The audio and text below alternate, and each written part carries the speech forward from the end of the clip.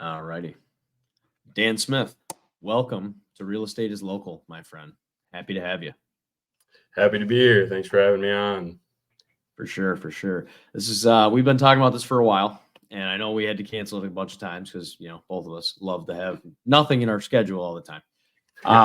But what I think, man, let's just dive right into it, right? So Dan is an appraiser, and I figured who better to learn from than an appraiser, right? Because really you see value in any property that you look at. So Dan, why don't we start with just like who you are, where you come from? Well, where are you from?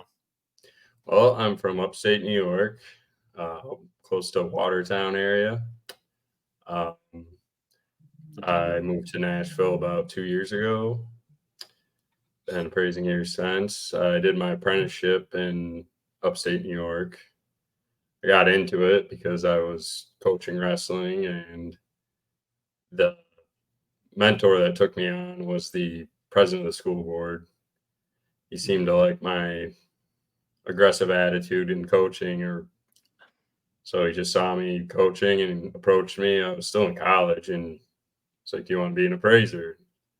At the time, I had no idea what that was, to be honest. I think a lot of people don't really know what a real estate appraiser is. It's not really taught to you in school or anything. You just kind of buy a house, and then this guy has to come. So I started doing that, looked into it, went on a couple ride alongs with him, and got going from there. Started taking classes. My degree in college covered a lot of like the college courses you need for a certified license, because there's two levels. Licensed, you think you're capped off at about like 1 million in value for what you can appraise. Certified, you're free to go. Um, so yeah, as soon as I finished up my 2 years, you have to do like 1,500 hours or so. Each state's different. It's like in no less than 2 years. So I was done with that. Took my final test, passed, had my license, and then I was free to go to another state, which is, I figured I'd move to Nashville where the market was hot. Been here since. Yeah, the market hasn't cooled down since you got there, has it? No, no, it's always developing and growing here. Nice. Yeah. Well, obviously it's great to have you in the industry. I'm right there with you. I had no idea what an appraiser was before I got in. So I definitely will dive a little bit deeper into like what you do and what your role is and all that. But like while we're still on the Nashville topic, man, like tell us about the Nashville market. Like what's it look like right now? Well, and when interest rates were low there in 2022, I mean, values were skyrocketing. It was just like pretty much auction, with just because there's so many offers and everything was getting shot up. Now it's cooled off. It's more, the values are more stabilizing, more so, but it's still a seller's market, I'd say here, if Yeah. anything, because there's just so much new construction happening within even like just an hour radius in any direction in Nashville. There's just new subdivisions, so new construction popping up everywhere. That's just going to raise the value of everything around it. Yeah, for sure. Yeah, I'm seeing the same thing here in Lakeland. I just moved here and it's like I can't throw a rock without seeing a development. Yeah, Without hitting a development. Sorry, it's like, hey, they're everywhere. Condos, townhouses, apartment complexes. I mean, new builds. It's crazy, man. People are moving. Oh, it's warm. It's nice here. No winter. yeah. So, but yeah. So okay. So we're in Nashville. Market's kind of in the seller direction, right? But like, what's a good deal like that you've observed, right? Because you literally walk the houses, right? So Yeah. not oftentimes I'm sure you're kind of like me, where I see a client that sends me a house, I'm like, man, like that's a good deal, right? Like, what's a good deal look like in Nashville to you, Dan? Good deal. It's what's been pretty popular. Like when I do, sometimes I'll do like it's as is, and then after ARV, like after rehab, seen a lot of people buy the even like the beat up houses are going for pretty high, but it's because of the land, because it's finite once in the city and stuff. But what I see a lot of people just buy, fix it up, either rent it, sell it. But a lot of the good deals come from these people doing the Airbnbs for, you got your bridal showers and whatnot, or bachelor trips, stuff like that. Yeah. They get these I didn't tall, think about that. yeah, they get these tall, skinny houses that are just everywhere in the city. They have like 4 beds, 4 baths. They fill them up. That's Yeah. that's where you're seeing a lot of people make their money on deals. So what's something like that? I'm a big like I like to buy it when it needs repair because I don't know. I'm not at the wealth level where I can just buy a property and hold it. So I got to create some equity. Right. Right. And so like, what does one that needs a little work look like for something like that in Nashville? Off the top of my head, I've seen some like they're still in that like 300,000 to 400,000 range, and this is just like a single story ranch, maybe with like a basement. You'll see a lot of people do in like East Nashville. There's this pocket of area where they do like an ADU in the basement. So there's actually been a few I've done where there's no interior access to the basement or from the top floor, so Right. separate entrances, and you see a lot of that, like basement with old like 1970 ranch, and then they completely renovate it, buy it for the 300,000. Then after that, you're looking 600,000 once it's all fixed up, and Nice. because you can rent out. Then a lot of people just rent out the basement. It's pretty Yeah. popular. Yeah. Or they even No, that makes sense. do a lot of like studios too. You'll see Yeah. like a little ranch with like an outbuilding that's they live in the house, Airbnb out the little studio shed looking thing, but it's a little finished house, living space. Nice. Yeah. Yeah. Because, man, people will rent like anything, I feel like, too. That's the hard thing. Because, like you said, with the home values coming up, I mean, there's so many people who are scared by interest rate still, which, I mean, hey, by all means, stay scared. But like you said, like in a low rate environment, hey, when those rates come down, those prices are going to come up a bit. So, um, Yeah, it's just definitely, bidding war. It once, absolutely. yeah, can't win with it. Absolutely. No, for sure.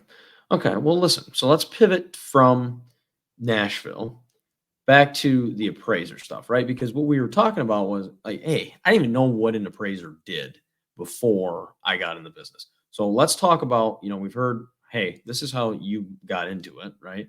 Describe the appraiser process, what you do, and like your process and how you price a property. Okay, so usually pretty much the process goes, order comes in, I make contact to the point of contact I'm given in the engagement letter, schedule time to come out. Usually, if it's like listed or I can see was sold recently, I do a little research up front, look at comps and stuff to get a rough idea.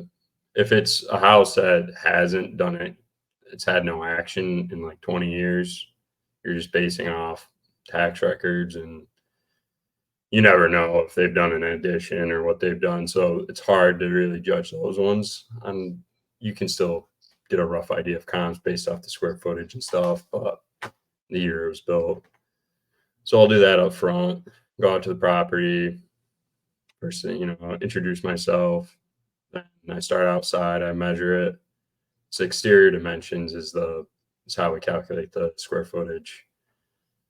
Measure all the decks. So I'm drawing the whole house up on my iPad while I'm outside taking pictures of all sides of the house, any deck, porch, outbuilding, garage, all that stuff.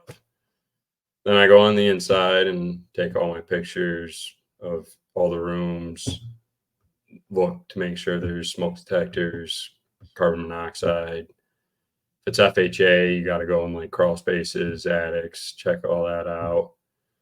Then get in the layout on my iPad. Then from there, I interview the homeowner, write down anything they've done in the house, roof, floor, updates, all that.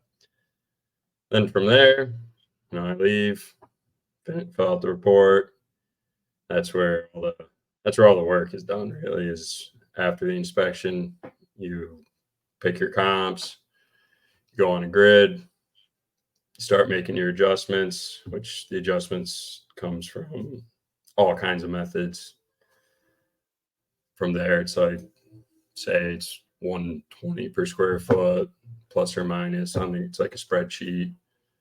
So that's kind of how you reconcile from there. You consider the bath count, so plus 15,000, depending where, minus. And from there, you get your adjusted values at the bottom. Then you reconcile, make your opinion of value, then do all your report writing and send it in. Yeah. Yeah. Well, then it comes to me, right? Yep, and then it goes to you. Right. Goes to the bank. And then, from the bank side of things, we look at it. I look and see, I go right to the bottom as is. Does it subject to, I need to know, hey, do we got to do some repairs? What's Dan saying? Right. And obviously that's a huge thing. And then, it kind of exposes a back and forth there, but 9 times out of 10, everything works out fine. And then, once you've given the bank the value, we close the loan. Yep. So, well, nice, man. Nice. So your approach is probably a little bit different than some people in the industry, right? But like you have a super thorough way that you specifically comp, right? And so maybe there's a couple agents out there watching this who are like, how does he do comps, right? Because at the end of the day, we're all doing them in a different way. An agent's pulling comps on the front end. The bank looks at those, but mainly we look at yours. So, explain the process of comping to a newer person in real estate or a new agent. Well, the most important thing is you have to, because our role is to be the unbiased, look at it from every direction. So, an agent, they want best case scenario, that it's going to go for the highest amount, which obviously they got skin in the game. So there's just parameters for us. So for like when underwriting looks at it, you need to bracket features. So something smaller in square footage, something bigger, something with almost the same square footage. You ideally, in a perfect world, every comp you use is within the last 3 months on the same street, right in a line. But yeah. I mean, in a perfect world, they, hey, you're doing the 4th house in the 3-house development and the other 3 have sold, right? Like, and they're all the same. Yeah. And they're all the same. Yeah. Then the job is done for you. But right. That's rare. That's where, especially once you start getting further away from a city in a rural area, that's when things get real. You're dealing with a lot of acreage, and say there's barn, just whatever. That's when things get tricky. But so really, I start out, I put in a window of square footage, depending on the size. The smaller the house, you don't want a larger. So if it's 900 square feet, you don't want to use a comp that's 2,000 square feet, because that you're going to blow out your adjustments doing that. So then you go plus or minus 15 years, 10 years on each end, depending. Then if there's not many comps popping up, that's when you have to start expanding your search a little. That's when you start making more adjustments. And you can't ignore things that are in the same, say it's a subdivision, like same HOA project. You want to use comps from in there as much as possible. Then I like to always throw one in that's outside. A lot of lenders want you to anyways, especially if it's new construction, to kind of show market acceptance that it's competing with the others. So pretty much I start with my parameters tight, see what's there. Then if there's not much, you start getting further in time, 6 months, and then you got to go further, 12 months. You always want to check 12 months anyways, because the house next door could have sold 12 months ago, and you got to include that. You just adjust. If there's time adjustments, you make your time adjustment. If the market has increased or declined, you got to plus or minus. So that's pretty much. So I guess for like a realtor, best advice I could give them that for them is, look at it and from every direction. Like, this comp won't be able to be ignored because of X, Y, and Z. So consider this when you're setting your list price. If there's 5 comps that are right there and they're using one that's 2 miles away in a different area, and they're like, oh, like you can't ignore things, I guess, is the key to it. Because then what an underwriter is going to do is be like, why didn't you include this comp, or why didn't you? So it's not really, people can get mad at an appraiser and be like, why'd you do it? I'm like, because my license is on the line. If I'm not doing my due diligence and using what's there, we interpret the data, we're not creating it. We got to use what's there. Yeah, no, I mean, I couldn't agree with what you said more, to be honest. I think, like, from my perspective, my eyes were blown wide open when I started working for the bank, because it's like, as an investor, you live in this box of like, I've got to make this work, right? Like, these numbers I run, I live and die by them, right? Now I'm able to just see, hey, listen, like, can I refinance this thing or not, right? And what is the underwriter gonna think about, right? Like, that's what goes through my head, because that's what it is, right? Like, I've reached out to a couple agents to ask you some questions, right? But they always ask me about the FHA stuff, right? Like, hey, well, what do you mean an appraiser is going to call this out, right? The common ones we see are chipped paint, missing handrails, stuff like that, right? And even like me, I'll look at Zillow before, and we communicate with the agent. Hey, listen, like, this is going to be an issue. We're going FHA, right? So can you explain, like, when you walk through a house that's kind of beat up and you're doing an FHA appraisal, like, what are some common things that agents also, if they're listing that home, can just say, hey, I'm just going to take care of this so it doesn't get called out in an appraisal? Yeah, this is actually something that is, I think, very misunderstood. Like, there should be like a lot more teaching on this, maybe appraisers speaking to brokerages and stuff on this, because it would save because a lot of it is like chipping paint is the big one, especially if it's built before 1978. Yeah. If it's in That's like all interior, exterior. If it's built after, it's all exterior. Exposed wood needs to be covered, painted. The porch handrails have to be to code. That's a big one for a Yeah. certain height. It's really the biggest thing is you're kind of looking at it as if a kid was like, a lot of it's health and safety things. It's like Hmm. the interior stairs don't have a hand railing. That's gotta have it. If an outlet isn't covered, there can't be exposed wiring. There can't be Those are dangling. little things too, like for agents, Very, or, very even for a cheap. homeowner. Like, if I'm going to list my home, hey, go buy an outlet cover for 90 cents instead of having an appraiser call that out, because then it just creates this mess with the underwriter where they condition for it. We've got to prove it. The reinspection happens. I mean, and that's not necessarily something we like to do, because hey, you got to make money every time you go to that house, right? You guys got to get paid too, because you're providing a service to the bank, and you're essentially I don't even know how to say it the best way. You're literally our safety net in the most cases, right? Because Yeah, we can't give a loan to somebody when a home is not worth the value of it, or else you have '08 happening all over again. exactly. Yeah, it's really unfortunate too when it's like everything's fine and one outlet isn't covered or just something like that. And you're like, gonna have to do a final inspection and do this whole thing again. And So I'm curious, not to put you Johnny on the spot, right? But normally with a VA file, let's say in New York State, right? Like, in a regular appraisal right now is running like 650.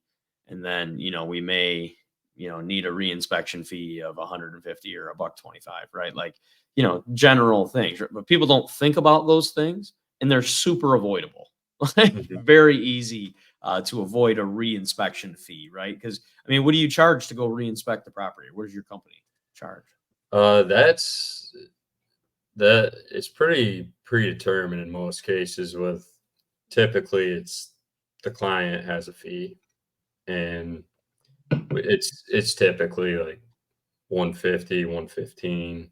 Some pay 200. That's not really, we don't really get to make that call. Yeah. It's kind of, if No. you want And it has to to, be preset, right? Like that's how we know yeah, before, right? And that's where you really do you are right about the education piece, right? And that's why I wanted to do this with you because it there's a lot of things that are just easily avoidable. And you don't even have to have because also the other thing, right, we've talked about before, right, Dan, is like the appraiser's often the bad guy. They're not bad guys. They're just often the bad guy, right? Like explain like a situation where like, you know, how can a realtor not make you the bad guy on a deal, right? What are some things they can do? I mean, the main things is being knowledgeable on what is going to hold it up. Like, especially Right. if it's like an FHA loan, like if you're unsure about something, that means it probably is going to have to be fixed. Or FHA is pretty, they're looking at that pretty hard. So you gotta, because on our end, it's like I can't just let something slide because my license is on the line. So it's Absolutely. I'm just the messenger here. I'm sorry, but it's things like, say there's a lot of foundation cracks and stuff. I mean, you can go, if you're a realtor and you're like, I'm unsure about this, you can go ahead and get the foundation inspected. And if you have that with says it's good to go, then you can get then for that's just an example. That's not very common. There's Mhm. things you can do up front to prevent that. If there's thing get it checked out by a professional. Yeah, you're gonna have to spend money, but it might save you in the long run if you just do it up front. Yeah. Because especially for me personally, I final inspections to me are just they're kind of a waste. They just break up my day. It's especially if I'm busy and I'm doing a bunch of full reports, then I have to drive out to Timbuktu to just do a final inspection. I mean, that's not making the money. No. It's just something you just got to do, really. Yeah. So And I sometimes it's unavoidable, right? Like yeah, sometimes there's stuff that gets called out, like electrical or something that where you don't really know unless you get into it, of right. course, right? So, but yeah, I mean, hey man, while we're on that topic, what's what's the most peculiar thing you've had to look for when appraising something, right? Have you had to, stick your head down in a basement full of animals yet? What have you had to do? Come on, you got to have a good story for me. Oh yeah. I mean, there's a time where I was going into there was like it was I believe it was a foreclosure and there was a squatter in the house. It was an abandoned house, so that was a interesting situation to go into an empty house and there's someone in there and you're just kind of like, hey, Hello. you can't be here. Yo, I mean, that's funny. that wasn't a big problem though. The person just left and I did my thing and that was that. There was trying to think what there's always just weird stuff where like you go into a basement, there's like a tunnel, and on the other side of the tunnel's the hot water heater.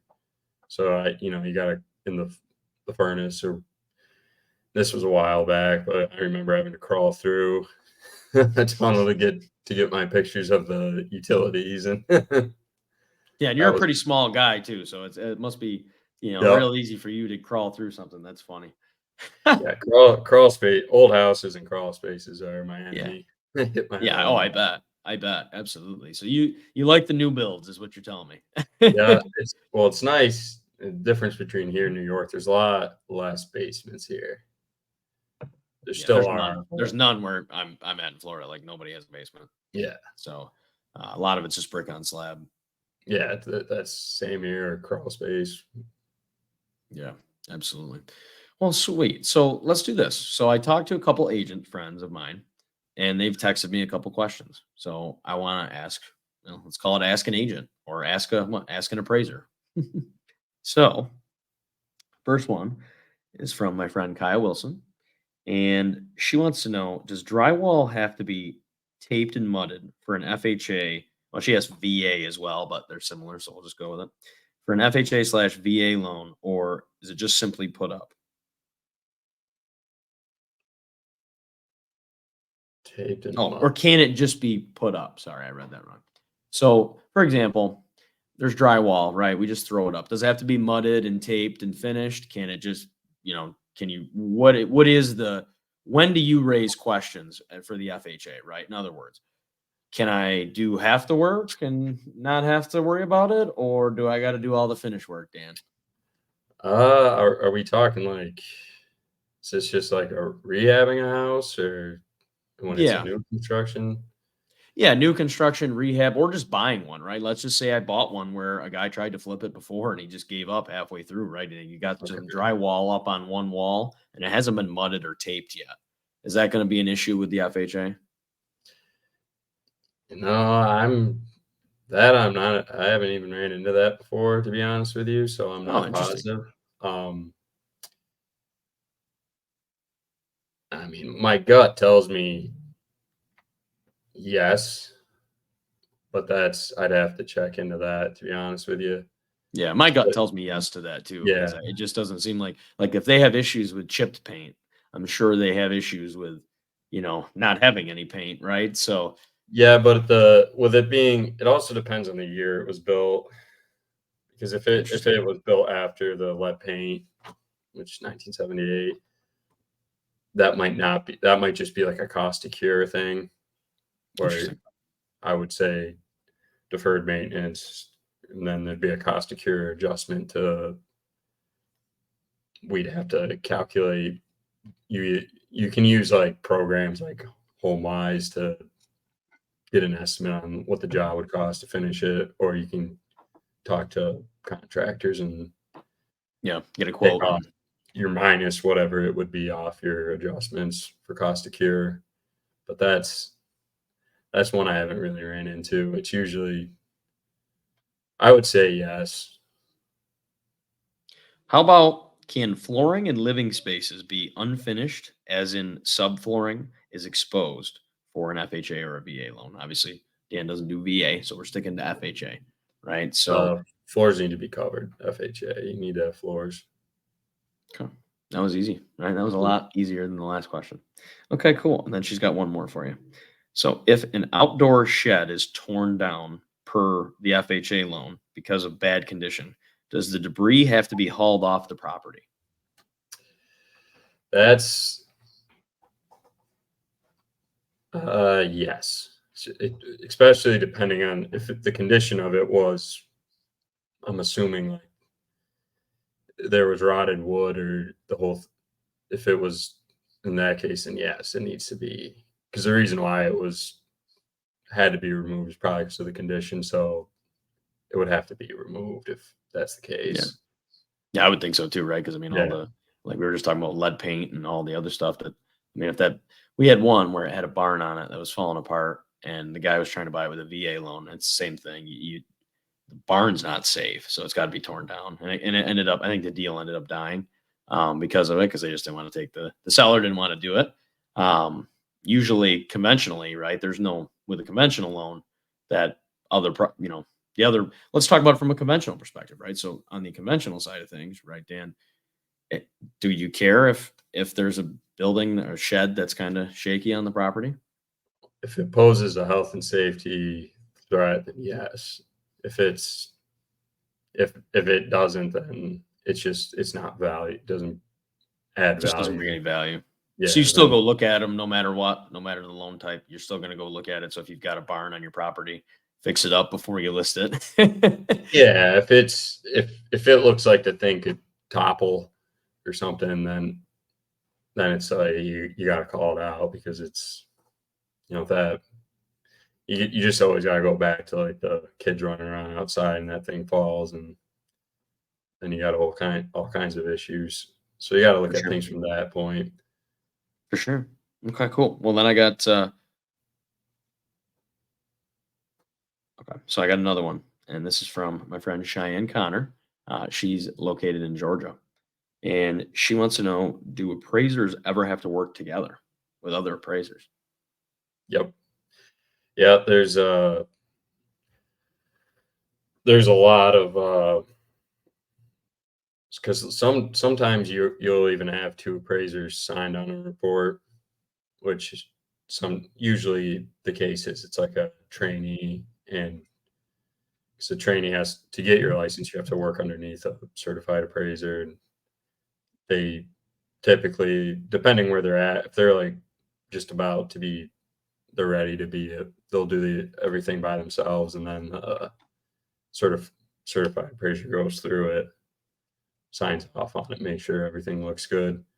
But there's also instances where if you're dealing with something pretty unique, it's very common to reach out to other appraisers to be like, hey, have you dealt with this situation before? How did you Hmm. handle it? And then in that case, you there's a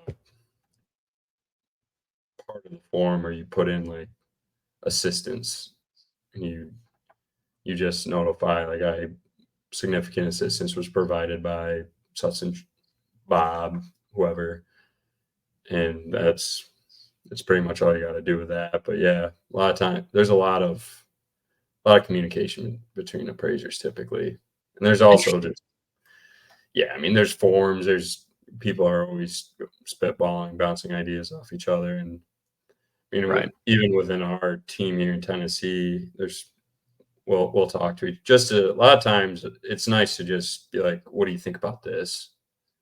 Like my thoughts on this, because it's just good to get feedback.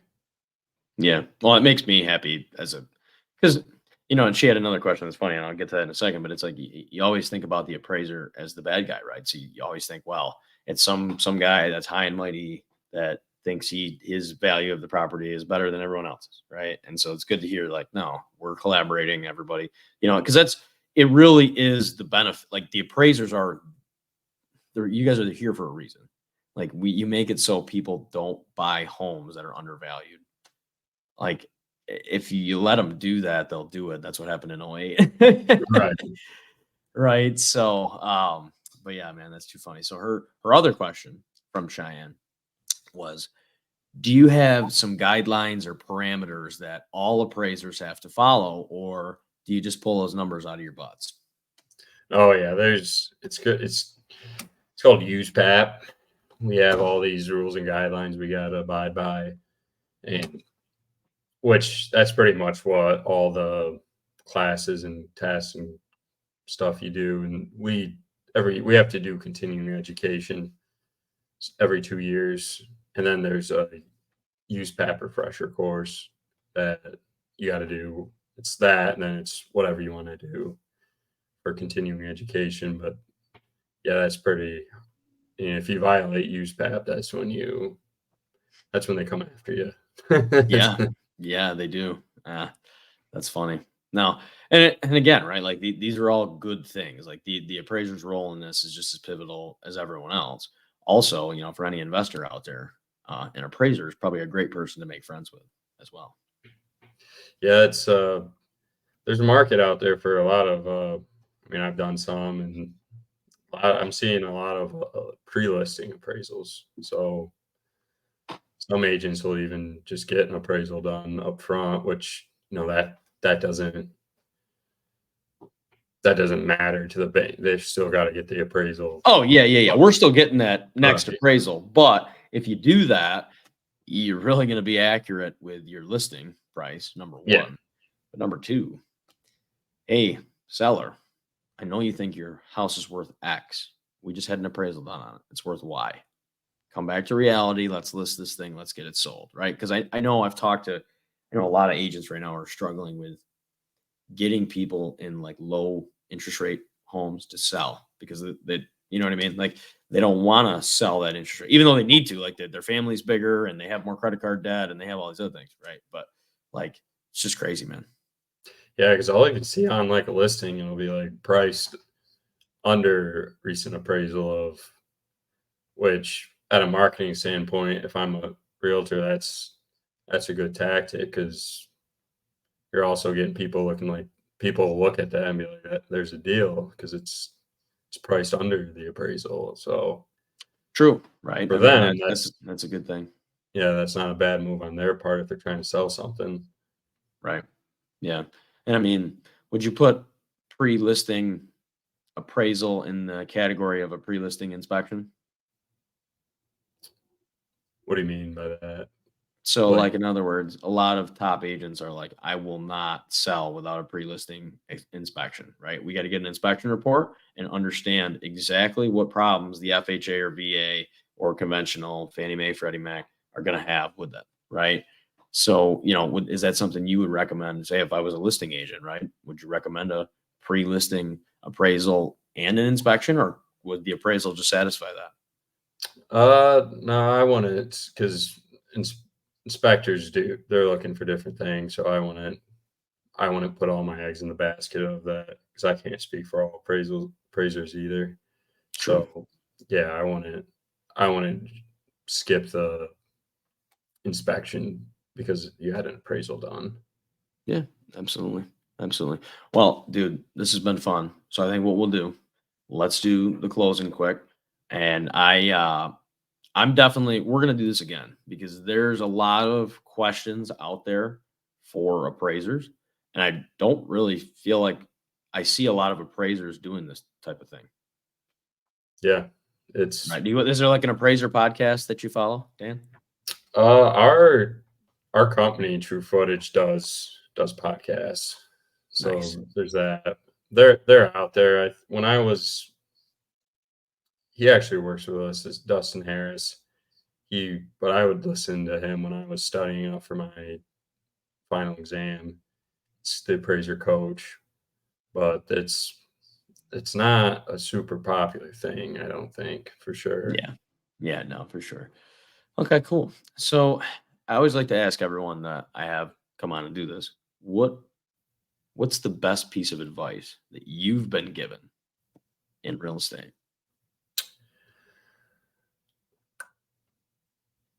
I honestly probably the most well for as an appraiser, the most important thing I came to realize, and I'm pretty sure I heard it on a podcast, was because there was this guy did this study with his like appraiser team where he picked comps and just without doing any work picked a value, did his opinion of value just looking at the comps, and then he didn't tell anyone. He had people within his appraisers on his staff do the appraisal, and it was pretty right on. So the key takeaway I took from that was your comps. It's the most important thing is picking the right comps. So your comps determine the value. It's pick the right comps. From there, do your adjustments, but that's the key to all of it is the comps. Yeah. Comps are And I there. mean, that's not just appraiser advice. Like that's investing advice, that's listing agent advice. Like everyone comps in a different way. Yeah, So you really want to focus on what the appraiser thinks and what their comp is because you guys are coming in on the backside with the value for the bank, right? So whether they're buying it, whether you're refining it, right? A lot of people like to buy, they rent them out, they rehab them, right? And then they refi. And so understanding what the after repair value and then what the refi value is based on comparables is everything. yes. So no, that's great advice, man. Okay. So and then that's probably the podcast you would recommend, right? Any books that you've read about real estate that were like, man, like I love this book. I learned a ton. Really, I mean, I went through a phase where I just was hammered out all the bigger pockets books. Yeah. Really, any of those are great. That's Yep. when I was starting out. That's where I really learned. I mean, it's a lot of helpful stuff. They have them for anything, like first Yeah. time this rental rehab books. I think it's just important to look at it from any avenue. Don't just read like appraiser focused books. Read investor focused books. Read sales Yeah. books. Like they do a good job. I think I listen to their podcasts every now and then too. Which Yeah. I think you went to their That's me. conference, so yeah. I did. Yeah. I actually just met a guy that works for them next door the other night. So it's too funny. But yeah, great company. I always recommend them. Like that's what I would have said if I was asked that question. So that's funny you said that. Yeah, Okay, cool, man. they write it well where it's very absorbable. It's just information, right? Like there's no Yeah, the hard part for me is emotion intervening with logic, right? Because it's like, hey, listen, like a lot of the time there is no emotion. Like you said, you pick the comps, they determine the value, So, but Dan, thanks so much, man. Where can everybody find you on social media?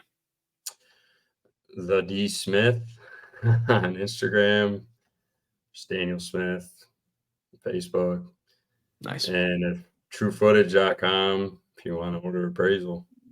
Nice. Yeah. Well, if anybody in the Nashville area that does my job is looking for a great appraiser to add to their roster, Dan Smith is the guy. Dan, I appreciate your time, my friend. I appreciate you. Thank you.